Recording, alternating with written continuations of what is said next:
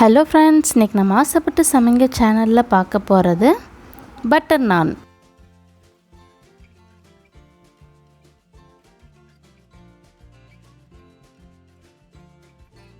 முதல்ல ஈஸ்ட்டை ஆக்டிவேட் பண்ணிடலாம்.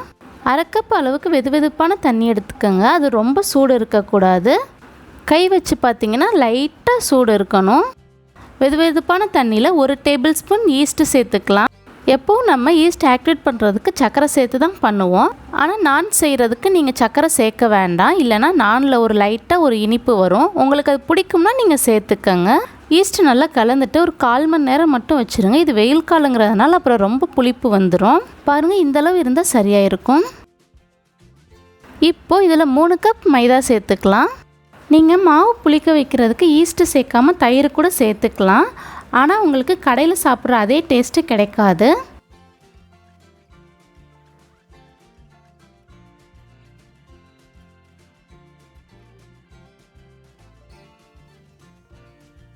மூணு கப் மாவு சேர்த்துட்டு உங்களுக்கு தேவையான அளவு உப்பு சேர்த்துக்கோங்க. இந்த மாவை கொஞ்சம் நல்லா பிசைஞ்சுக்கோங்க.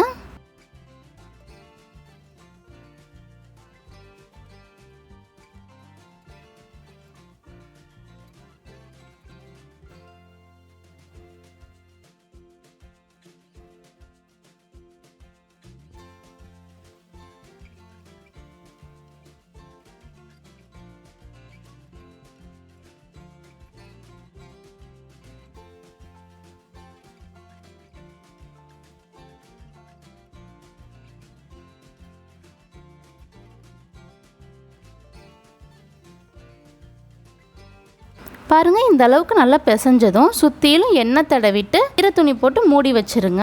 1/4 மணி நேரம் இருக்கட்டும். அப்படியே மாவு டபுள் ஆயிரும். இது வெயில் காலங்கிறதுனால சீக்கிரம் புளிச்சிரும். அதனால 1/4 மணி நேரம் போதும்.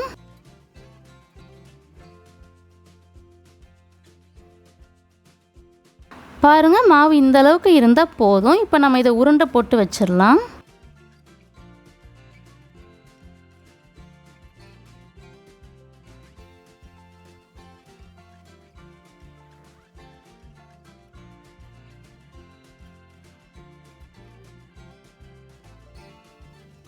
இந்த சைஸ் உருண்டை எடுத்துக்கோங்க. இதுவே டபுள் ஆயிரும்.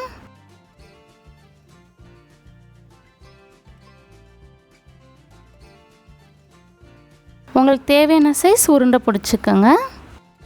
இந்த மாதிரி எல்லாத்தையும் உருண்டை போட்டுட்டு ஒரு ஈரத்துணி போட்டு மூடி வச்சிருங்க. பாருங்கள், எப்படியெல்லாம் டபுள் ஆயிருச்சுன்னு.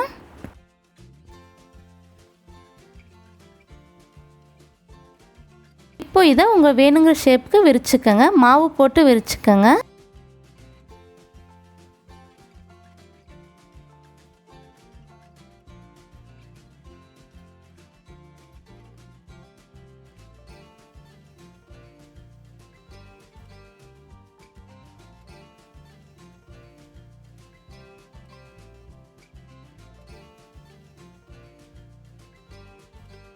இந்த அளவுக்கு நல்லா மெல்லிசாக தேய்ச்சிக்கோங்க. நல்லாயிருக்கும். கொஞ்சம் கனமாக தேய்ச்சிங்கன்னா சாப்பிட்றதுக்கு பன்னு மாதிரி இருக்கும். உங்களுக்கு எப்படி பிடிச்சிருக்கோ அந்த மாதிரி தேய்ச்சிக்கோங்க. பொடியாக கட் பண்ண மல்லி இலையை கொஞ்சமாக தூவிக்கங்க. அது கூட கருப்பு இலை இருந்தால் சேர்த்துக்கங்க. என்கிட்ட இல்லை, அதனால் நான் வெள்ளை இலை சேர்த்துக்கிறேன். இது சேர்க்கணும்னு அவசியம் கிடையாது. உங்களுக்கு வேண்டான்னா இதை ஸ்கிப் பண்ணிக்கோங்க. அது மேலே மெல்லமாக ஒரு லைன் தேய்ச்சிருங்க. அப்போ தான் ஒட்டும். இப்போ இதை நல்ல சூடாக இருக்கிற தோசைக்கல்லில் போட்டுக்கங்க.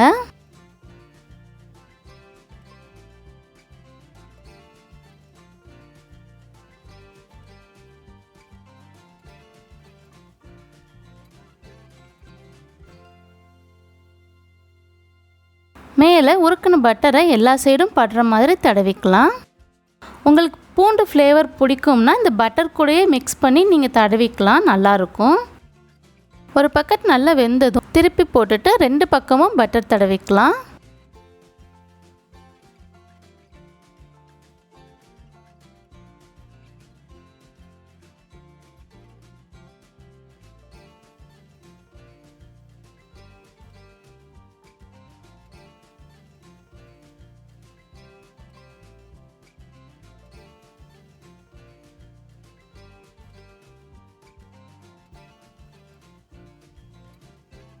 அவ்வளோதான், வெந்துருச்சு. இப்போ நம்ம எடுத்துடலாம்.